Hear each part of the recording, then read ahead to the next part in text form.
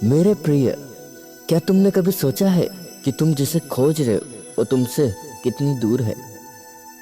तुम दौड़ रहे हो सदियों से, कभी मंदिर, कभी मस्जिद, कभी किसी सुंदर चेहरे के पीछे, तो कभी स्वर्ण के ढेरों के पीछे। तुम्हें लगता है कि बस उस मोड़ के पार सुख है, लेकिन वो मोड़ कभी आता ही नहीं। आज मैं तुम्हें एक ऐसे जादूगर की कहानी सुनाऊंगा जिसने पूरी दुनिया को अपनी उंगलियों पर नचाया, लेकिन अंत में वो खुद एक ऐसे जादू में फंस गया जहां से बाहर निकलने का कोई रास्ता ना था सिवाय एक रास्ते के। वो रास्ता तुम्हारे भीतर से होकर जाता है। एक बहुत बड़ा सम्राट था। उसके पास सब कुछ था, लेकिन एक चीज की कमी थी, अतृप्त। उसने सुना कि दूर पहाड़ों में एक जादूगर रहता है जिसके पास एक ऐसा पारस पत्थर है जिसे छूते ही न केवल लोहा सोना बन जाता है, बल्कि मनुष्य की हर वासना, हर इच्छा तुरंत पूरी हो जाती है। सम्राट उस जादूगर के पास पहुंचा। जादूगर एक छोटी सी गुफा में बैठा था। सम्राट ने कहा, मुझे वो पत्थर चाहिए, चाहे आधी सल्तनत ले लो। जादूगर हंसा। उसकी हंसी में एक अजीब सी खनक थी, जैसे कोई बुद्ध हंस रहा हो या कोई पागल। उसने कहा, राजन, वो पत्थर मैं तुम्हें दे सकता हूँ, लेकिन उसकी एक शर्त है।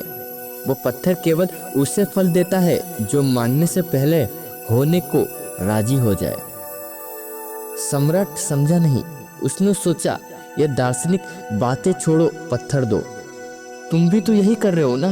तुम पूछते हो ध्यान कैसे करें, शांति कैसे मिले, लेकिन तुम्हारा असली मकसद शांति नहीं, उस शांति का उपयोग करके अपनी अधूरी इच्छाओं को पूरा करना है।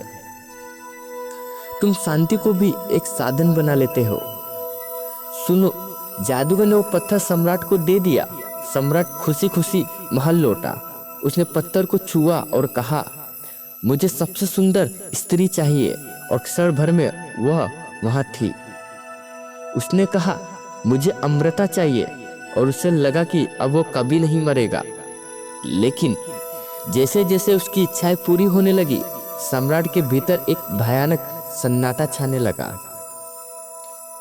जब तुम्हारी हर इच्छा बिना संघर्ष के पूरी होने लगे तो तुम क्या करोगे? तुम बोर हो जाओगे, तुम उब जाओगे। सम्राट पागल होने लगा और फिर से उस जादूगर के पास भागा। उसने कहा, यह पत्थर वापस ले लो, इसने मुझे नरक में डाल दिया।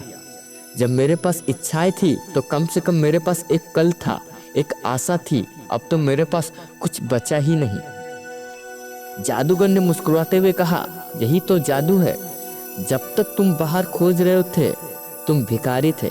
जब तुम्हारी सारी बाहर की खोज पूरी हो गई तो तुम खाली हो गए। अब इस खालीपन को देखो, यही वह जगह है जहां परमात्मा का जन्म होता है। मेरे प्यारे, याद रखना, परमात्मा उन्हें नहीं मिलता जो उसे खोजते हैं। परमात्मा उन्हें मिलता है जो खोजते खोजते खुद को खो देते हैं। अगर तुम पाना चाहते हो तो तुम्हें पहले उससे पाने की इच्छा को छोड़ना होगा। अगर तुम जीना चाहते हो तो तुम्हें हर पल मरने की कला सीखनी होगी। यही गीता का सार है, यही कुरान का संदेश है। कृष्ण और मोहम्मद एक ही तरफ इशारा कर रहे हैं कि तुम जो हो वही तुम्हारा गंतव्य है। तुम एक बीज हो, बीज को मिटना पड़ता है ताकि वृक्ष बन सके। तुम अपने अहंकार को बचाए रखना चाहते हो और ज्ञान भी चाहते हो, यह संभव नहीं है। अंधेरा रोशनी के साथ नहीं रह सकता। जैसे ही तुम स्वयं को मिटाओगे वो जादू घटित होगा, और जादू जिसे हम जीवन कहते हैं। जाओ, आज अपनी इच्छाओं को पूरा करने की कोशिश मत करो। आज सिर्फ ये देखो कि इच्छा उठ कहाँ से रही है। स्रोत को पहचानो और उस स्रोत पर ही तुम्हें वह खजाना मिलेगा जिसे कोई चोर नहीं चुरा सकता और कोई जादूगर तुमसे छीन नहीं सकता।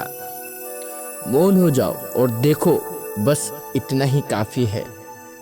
दोस्तों, अगर ये वीडियो आपको ज़रा भी पसंद आया हो तो मेरे चैनल को सब्सक्राइब कर देना।